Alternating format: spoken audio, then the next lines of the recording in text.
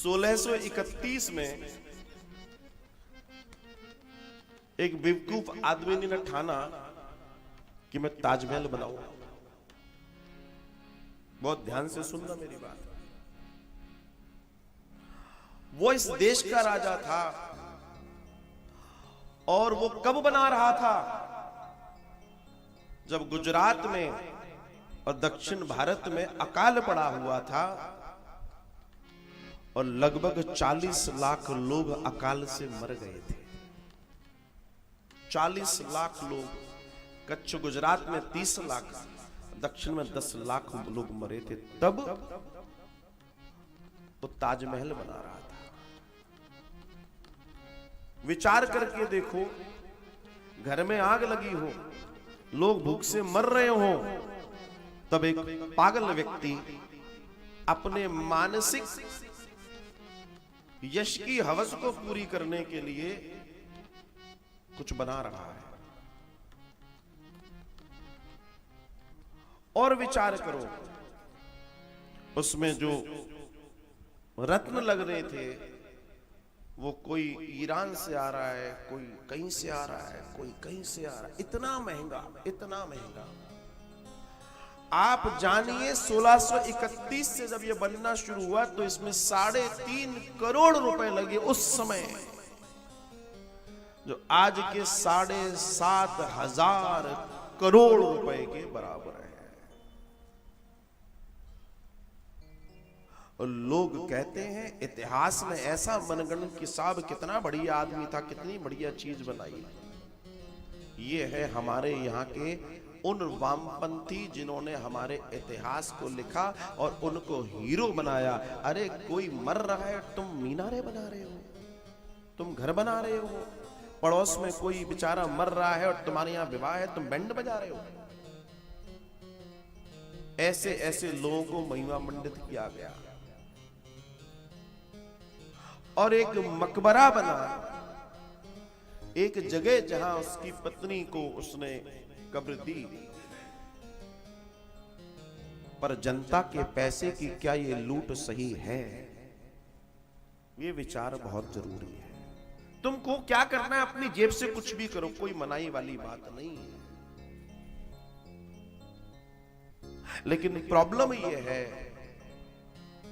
कि कोई समझना नहीं चाहता और उन लोगों की शीखियां बगाई जा रही हैं कि जब 40 लाख लोग इस देश में भूख से मर रहे थे तब कुछ तैयार हो रहा था। और ऐसा कैसा प्रेम जिसमें बनाने वाले लोगों के, जिसको 22 साल में बन के तैयार हुआ, 22,000 कारीगर काम कर रहे थे, आखिरी में उनके हाथ पैर काट दिए गए। ये प्रेम है, कैसको प्रेम कहेंगे? लेकिन समस्या ये है कि कोई समझने को तैयार नहीं है, कोई जानने को तैयार नहीं है और अपने जीवन को व्यर्थ और बेकार करने के लिए, अरे जहां मृत्यु ही मृत्यु हो, जहां सिर्फ हत्याएं हत्याएं हो, वहां का दर्शन करने से आपके जीवन में सुख कहां से आ जाएगा? बस मुझे इस बात का जवाब जरूर दे देना।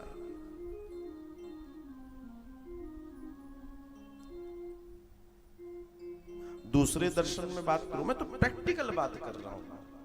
शमशान जाते हो, आकर नहाते हो, तो वहां से आकर भी नहाना चाहिए, नहीं नहाना चाहिए? तो नहाते हो।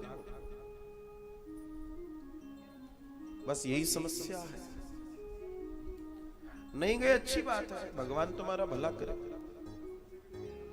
मैं तो दूसरी, मैं पर चर्चा निकली है तो चर्चा पे बात कर रहा हूं। और जा रहे हो तो नहा तो लो, कम से कम गंगा जल तो छिड़क लो। कछु नहीं तो पीछे जमुना है, वहीं में जाके थोड़ा मुंह ऐसे कर लो, कछु तो करो। लेकिन कोई समझना नहीं चाहता, कोई नहीं समझना चाहता।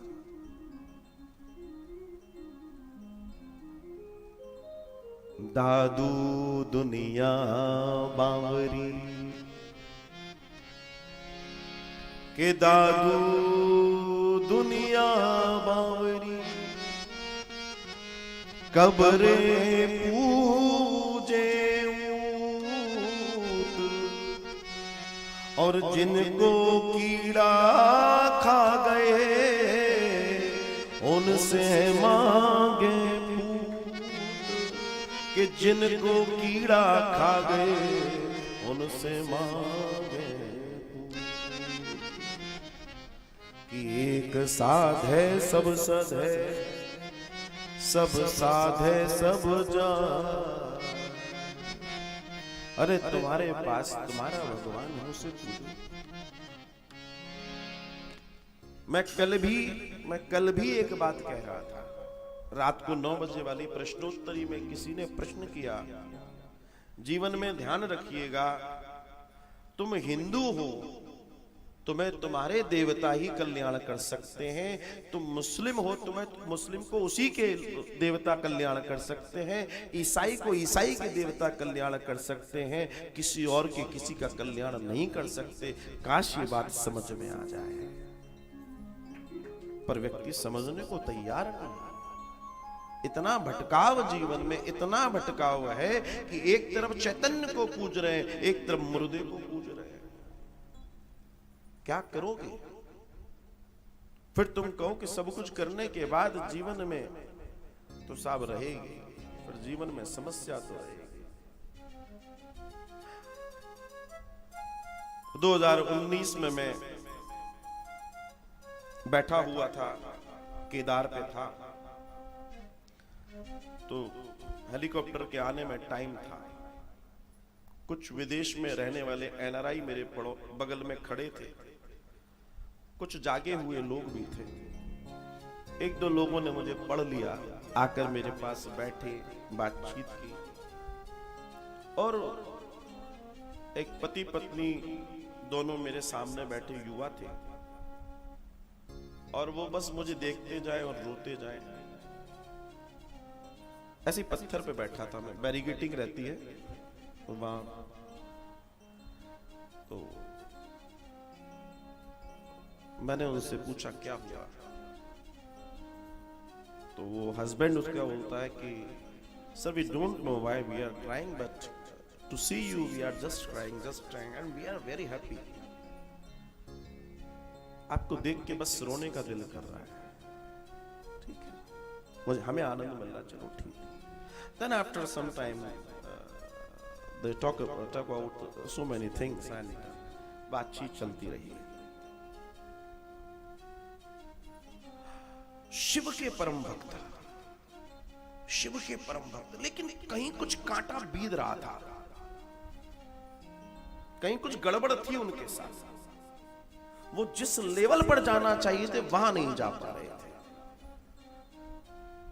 और वो बार बार मुझसे कहे कि बस हमें ऐसा लगता है कि हमें सॉल्यूशन मिल जाए, आपसे मिल जाए। फिर उनके साथ कुछ और लोग थे, कुछ लोग लंदन के थे, कुछ लोग कहीं के थे, उन सब ने इंट्रोडक्ट मुझे मिलवाया और सब ने अपना प्रणाम दिया, सारी चीजें।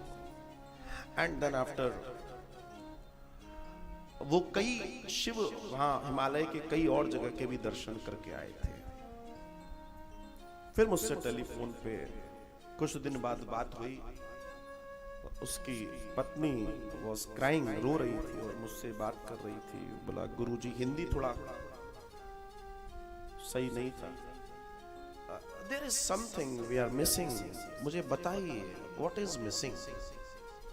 कुछ गड़बड़ है जो हम उस शिव के उस स्तर पर जाकर भी हम इतना ऊपर जाने के बाद भी कनेक्ट नहीं कर पा रहे हैं। मैंने सिर्फ उनसे एक छोटी सी बात कही थी, और आज उनके जीवन का आनंद यह है कि वो 8-8 घंटे समाधि में बैठ रहे हैं। और सिर्फ इतनी सी बात कही थी कि कहां तुम शिव को पूज रहे हो और कहां शिरडी जाकर तुम कब्र को पूज रहे हो। बस इतनी सी बात उनको समझ में आ गई थी। जिस एनर्जी को बैलेंस करने, जब कहां तुम्हारी एनर्जी वहां चली गई और आकर तुम किसी मुर्दे के पास बैठ गए तो क्या होगा। उनको समझ में आया, पढ़े लिखे थे, उस दिन डिसाइड किया कि अब कभी नहीं। और अभी मुझसे बात होती है महीने 1.5 महीने, बोला गुरुजी कहाँ आधे घंटे में भी वो चीज नहीं, तो 8-8 घंटे बैठे रहते हैं, हम पता नहीं पड़ता। रात को बैठे 11 बजे, सुबह 4 बजे, 5 बजे, 6 बजे, 7 बजे ऐसे ही बैठे मिलते हैं और इतना आनंद आ जाता है। इस लेवल की उनकी इस लेवल की उनकी तैयारी थी, लेकिन कहां मिस हो रही थी। बस मैं यही कहना चाहता हूं, आपको वही सूट करेगा जो आपका है। इधर उधर भटकोगे तो गड़बड़ी होगी, ध्यान रखिएगा। बाकी आप समझदार हैं, बहुत ही समझदार हैं। बोलो राधे राधे।